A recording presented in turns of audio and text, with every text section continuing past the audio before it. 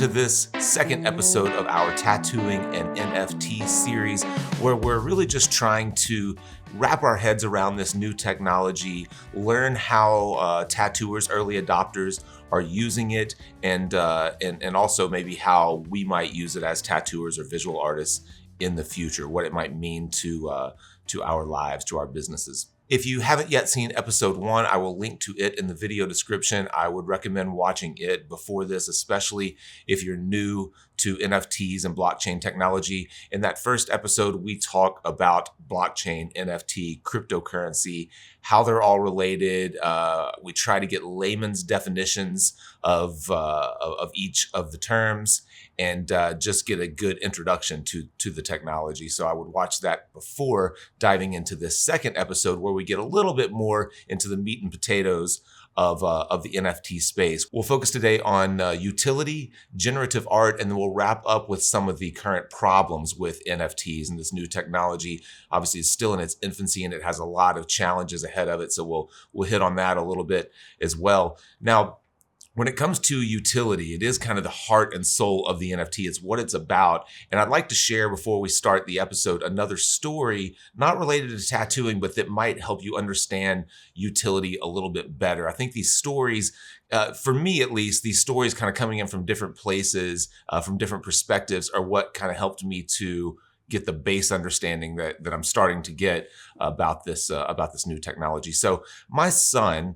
is almost 12 years old, Max, and he has been for the last 2 or 3 years playing the game Fortnite, basically every day. And so in Fortnite, you have these assets called skins that you can buy, and it's basically a character that you can play the game as. You also have emotes, which are kind of dances. I'm sure you guys have seen the Fortnite dances that have become so popular that you can do within the game. So Max has literally traded every actual dollar he's received over the last 3 years for birthdays, Christmas, whatever, for a V-Buck, which is the currency that the game Fortnite uses. And then he buys these skins and he buys these emotes. Well, recently he's kind of gotten over Fortnite. He's got an Oculus now and he's doing all of this VR kind of stuff. So all of these skins and all these assets that he's bought for Fortnite are kind of sitting there dormant, not being used. He's invested hundreds, if not thousands of dollars into this game, and now it's just sitting there kind of useless. Now, if those skins and emotes had been NFTs, he would have the opportunity to sell those skins, to sell those assets on a third-party marketplace to someone who is still playing Fortnite and could possibly sell those skins for far more than he paid for them. Those assets are sold based on like the version of the game. So there are new chapters that come out of Fortnite every so often. And some of these skins are only available for a limited time and then you can't buy them anymore. So let's say he has the Midas skin from chapter 2, season 1, that's all tricked out and topped out. And you can't buy that anymore. It may be worth thousands of dollars, if you could sell it, if it were an NFT that he could show ownership and he could transfer that ownership to someone else. So another option might be that if he had that NFT in his own wallet and he moved on to another game, he could use that same skin in a different game. Now it might manifest itself differently in, say, Minecraft or Gorilla Tag, whatever he's playing now, than it did in Fortnite, but he would still have access to it and be able to plug it in and use it, in another game. So that's kind of how NFTs are being used or can be used in the gaming industry. Now, I'd ask that you kind of use your tattoo creative mind and think about what that might mean for how you interact with your clients as a tattooer, and keep that in mind as we go through this episode and talk to these artists who are early adopters of NFTs. I think there's a ton of potential for us to get creative and use these things in our own tattoo work, our own illustrations, and as a way to kind of gamify our relationship and engage our audience in a new way. So with that said, let's jump on into this episode, talk a little bit about generative art, about utility, and then also about some of the problems that we're having in the NFT space, or some of the challenges, the roadblocks ahead. Enjoy. Yeah. It's funny.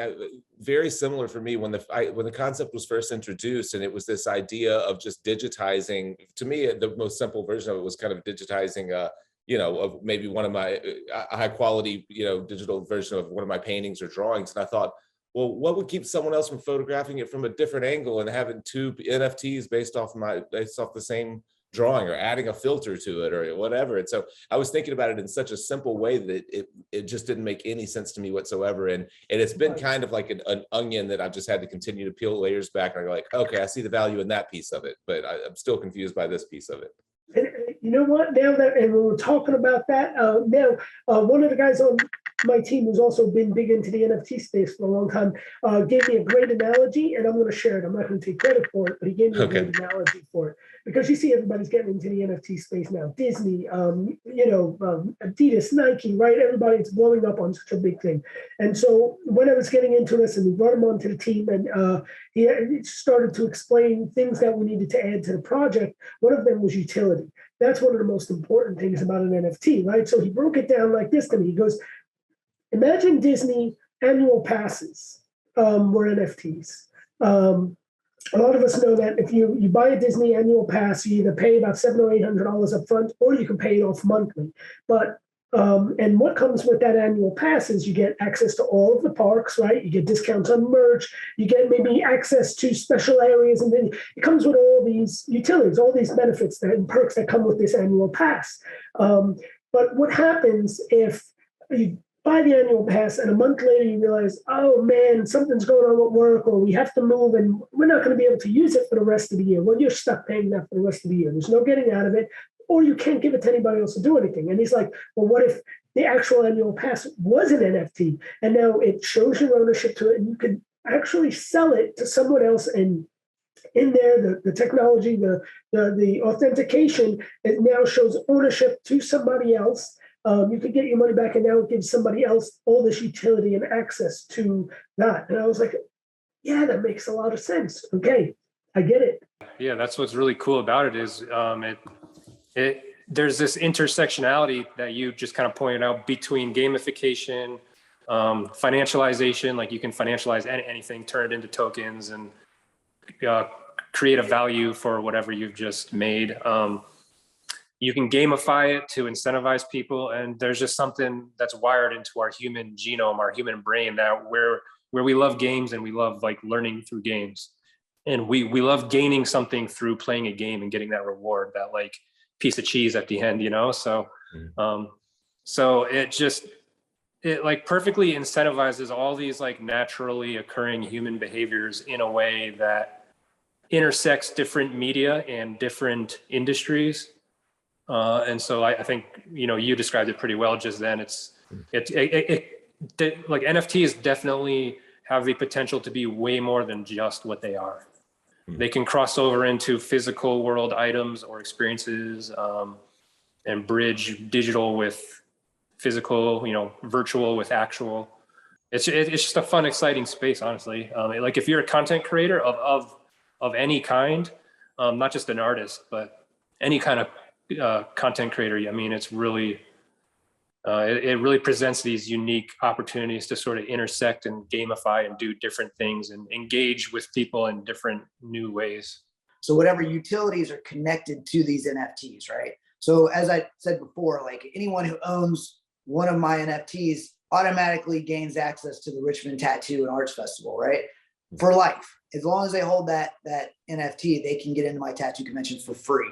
So, it costs, I don't know, if you want to do a weekend pass, I think it costs like $45 to get in. So it's $45 a year that, you get if that's something that you're into.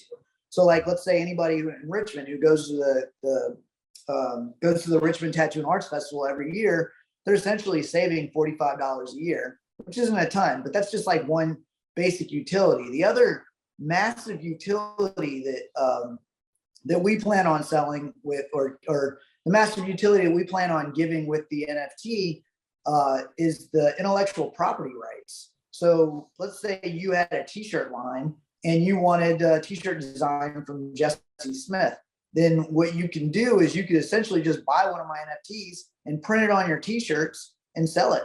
So you own the rights to that image now. So, and that's a massive thing, essentially back in the days, people would hit me up and they would hire me and they'd say, hey, I'll give you X amount of dollars or X percentage or whatever to make t-shirts to your design. Well, I'm basically going to be selling these NFTs for, I think, $200, $250 a piece. So it's like you get a design from me Now, granted, you would have to, like, we're going to do this thing called blind boxing. Actually, I don't think it's called blind boxing in the NFT world. What's it called, Jason, in the NFT world? I believe a terminology used is just, packs. Kind of like, when you buy Packs. card packs, it's a pack. Okay. So you know what blind boxing is, Jake? No. So basically, like, blind boxing is like you'll buy an NFT, but you don't really know what you're getting, right? So you essentially say, okay, Jesse, I want to buy a 5-pack of your NFTs for whatever the price is. And let's just say it's $200 because that's an easy one, right? So you give me $1,000, I give you 5 NFTs, but you don't know what they are. And then we release them on the specific date. And when we release them, you get to see your 5 NFTs.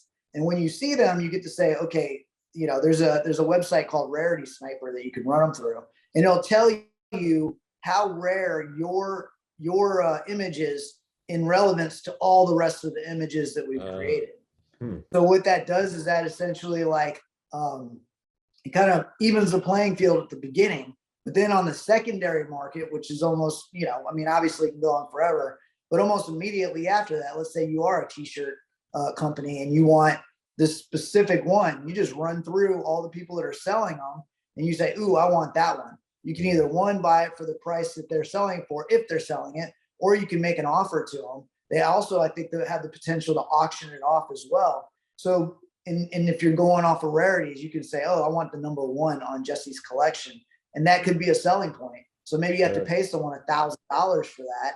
And the cool side from the artist perspective is they sell for $1,000. We get, 7.5%. So what is that, $75? That's $75 off of that $1,000, added to the initial amount that we sold it for. So the potential here is pretty massive. So that's another thing we did to make the NFT its own unique thing. So you're not just buying like a JPEG of my painting. They're all animated in some way. They all have certain motions or like digital effects happening to the image, just to make it different from owning a print or a painting or just right-clicking the JPEG and saving it to your desktop. So they're all basically animated GIFs. When I first heard the term, I had heard the term generative art for years, and I always thought of it as artwork that was created 100% by the computer, right? Like, that's the only thing I'd ever heard with generative art. And then as I learned a little bit about NFTs, I found that generative art was like this kind of hybrid between what seemed to me to be very simple, almost vector-based, stylized, pieces of art that were just like swapping out pieces, from each other. And I didn't really get the value in that. I felt like it made it like kind of cheesy and goofy. But as I've talked to people, it seems that like the way that generative art is, it comes together has different levels of kind of scarcity or rarity, right? It's all coded in. You can code this one feature is only going to happen 3 times, and this other feature you write into the code, it'll happen 100 times. Okay. And so that's a very popular methodology right now in the NFT world, is to release a series of, say, 10,000. And within those 10,000 are maybe 100 different programmable features, but each feature has its own level of how many times it occurs. So you could, and so that's sort of the gamification, that's the way people are gamifying it, because so when they announce their public sale that they're dropping this NFT series, the images aren't revealed yet. So you literally, like, no one knows what they bought. So you go and buy one, and then you wait for them to reveal it and to see which one you bought. And you may luck out and get the most rare one that's worth a ton of money. Or you might, like most people, get only one of the common ones. But it's a fun game to play because you're like literally just like buying a raffle ticket basically and seeing what you win. Yeah. It reminds me of like, people buying like a box of baseball cards, hoping that whatever, a Mickey Mantle or something is in it, like you really have no idea. And then go ahead. It's a direct one-to-one version of that, just in the digital space. So people took that exact literal concept and just made it digital. Yeah. So I guess within that, if there are multiple characteristics, that are applied generatively to a piece of art, like someone may end up with 2 or 3 different characteristics that are super rare. So it's like, it's not just, this one rarity that might pop up. You may be the one person that ends up with the ape with sunglasses and the banana and whatever that's generated the need for like data-driven rarity websites. So like a third-party website separate from OpenSea Marketplace, that literally just their software is designed to filter through all this data and pump out a very accurate rarity rating for every single NFT project that signs up to use that third-party software. Oh yeah. So you could, if you end up with a Bored Ape, you can actually go to this website or whatever, plug in your actual NFT, and it'll kind of rate the rarity of your. Yes, of your and that NFT. becomes important once people are attaching high monetary value to these things, right? Like you need to be able to quantify exactly how much this thing is worth, because now all of a sudden there's a lot of money on the line. Right. If your NFT series blows up and gets very valuable, now you really do need truly like, impartial data-driven analytics on exactly how rare this is, because you need to know exactly how much to sell it for. Yeah, so what makes generative art a really cool concept when it launched is that it makes each art unique in itself. And for example, I believe it was a CryptoPunk Lara Lab and Bored Ape Yacht Club. They really pioneered this movement in terms of everyone had their own unique piece of art, and they could use it as a self-expression of, them as a person. And this is what allows people to, purchase a generative art or, PFP in this case, and they can say, hey, this is me. I see myself in this image, whether it's abstract or literal, and each each accessory of that generative art has a certain rarity to it, which also correlates to its value. So for example, if there's a character, it has, a set of eyes, mouth, and a hair, each of those accessories would have a different rarity. So if he had like a spiky hair, that rarity would be like a 1%. But if he had like, normal looking eyes, and that rarity is like, 15%. We see that, the spiky hair is very rare, and therefore that also further drives up the price value of that specific generative art. So it allows people to be very expressive, not only on a visual sense, but also they understand that there's no other piece like it because it's, generated via an algorithm. And at the same time, they can associate each accessory with a rarity. And that's also another way to really flex on how unique their character is. How important is it for these underlying currencies cryptocurrencies to kind of like find baselines in their value? When you have something like, when you have Ethereum ranging in a 12-month period from being $300 to $4,500 or something like that, or Bitcoin going from 60,000 to 30,000, it seems like that makes it difficult for it, since we're valuing these things in whatever currency they're built on, whatever platform they're built on. It seems like as long as these cryptocurrencies are as volatile as they are, it makes it really difficult to value the NFTs. Yeah, and I agree, and that's one of my least favorite aspects of the whole crypto and NFT space, is that everything is still pegged to the dollar. So like, in a way, like, what's the point if it's all just denominated back into dollars? I don't know, but right. It's just dollars don't have all this digital amazing potential that cryptocurrency has. Mm-hmm. But you need something that everyone can agree on to value it, to peg it to, to use as your benchmark, your standard. So yeah, all cryptocurrency is pegged back to the dollar, and people figure out its worth or its value based on how many dollars it's worth, which is weird. And I think eventually, hopefully this technology really takes off. It'll get past that system and actually like become its own intrinsic value that doesn't get traded back out for dollars, which is more and more so like a failing system, honestly.